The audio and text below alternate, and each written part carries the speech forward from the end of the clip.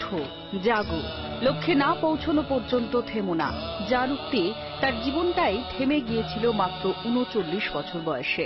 ১৯০২ সালের ৪ জুলাই মহাসমাধিস্থ হয়েছিলেন স্বামী বিবেকানন্দ। যাত্রা করেছিলেন রামকৃষ্ণ লোকে, কিন্তু রেখে গেছেন তার পথ, তার আদর্শ।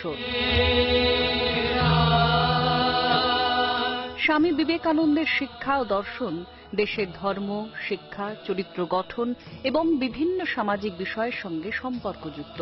স্বামীজির শিক্ষা সম্পর্কে রবীন্দ্রনাথ বলেছিলেন, যদি ভারতবর্ষকে জানতে চাও তবে বিবেকানন্দকে জানো।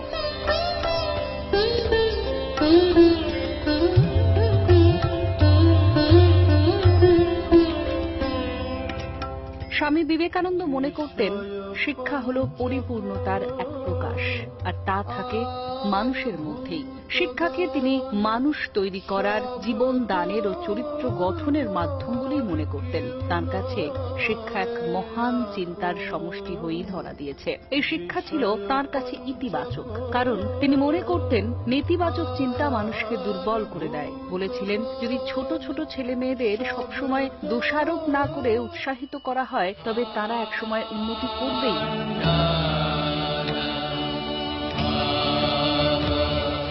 শিক্ষার সঙ্গে যোগ হয়েছিল ধর্ম। শিকাগো বিশ্ব মহাধর্ম সম্মেলনে তার বক্তৃতা শুধুমাত্র দর্শন তত্ত্বে সীমাবদ্ধ ছিল না। স্বামী বিবেকানন্দ বলেছিলেন, ধর্ম হল আত্ম উপলব্ধির, আত্মজাগরণের, সমগ্র আত্মার বিশ্বাসে রূপান্তরিত হওয়াকেই তিনি ধর্ম বলে মনে করতেন।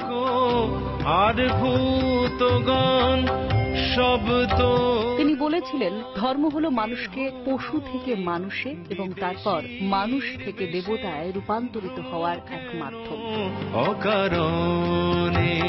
Sisters and brothers of America, it fills my heart with joy unspeakable to rise in response to the warm and cordial welcome which you have given us. I am proud to belong to a religion which has taught the world both tolerance and universal acceptance. We believe not only in universal toleration, but we accept all religions as true. I am proud to belong to a nation which has sheltered the persecuted and the refugees of all religions and all nations of the earth. I am proud to belong to the religion which has sheltered and is still fostering the remnant of the grand Zoroastrian nation.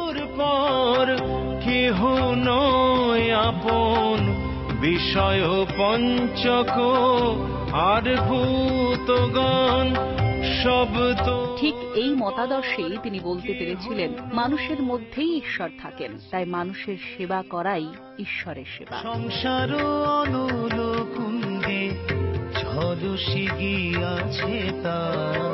আজ দেশ জুড়ে যখন অসহিষ্ণুতার বাতাবরণ ঘুরপাক খাচ্ছে, তখন প্রবলভাবে প্রাসঙ্গিক হয়ে পড়েন স্বামী বিবেকানন্দ, তাঁর ধর্ম, তাঁর দর্শন। তাঁর মতে জগতের সবচেয়ে বড় দুর্ভাগ্য হল একটা ধর্মের মানুষের অপর ধর্মের মানুষের প্রতি সহিষ্ণুতার অভাব। তিনি বলেছিলেন, আমাদের শুধু সহিষ্ণুই হতে হবে না, বরং অন্য মতকেও গ্রহণ করতে হবে, কারণ সব ধর্মের সার কথাই হল সত্য।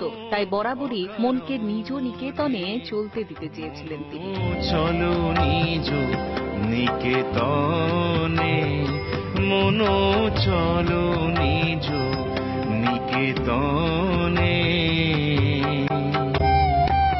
তার কাছে আত্মবিশ্বাসটাই ছিল ঈশ্বর বিশ্বাস। বলেছিলেন, বিশ্বের ইতিহাস হলো কয়েকটি আত্মবিশ্বাস সম্পন্ন মানুষের ইতিহাস।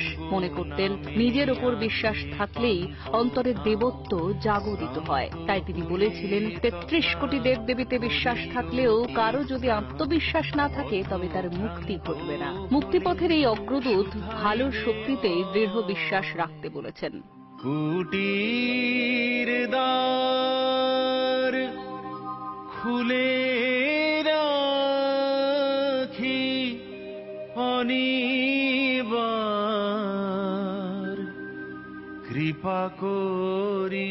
ঈর্ষা আর সন্দেহের অবসান ঘটিয়ে যারা ভালো হতে বা ভালো করতে চেষ্টা করছে, তাদের সাহায্য করার কথা বলে গিয়েছেন। অন্তরের আনন্দ নিকেতনের দ্বার খুলে সেই মুক্তির আলোই তো দেখাতে চেয়েছিলেন তিনি। এই মুক্তিপথের দিশারির নামই তো বিবেকানন্দ।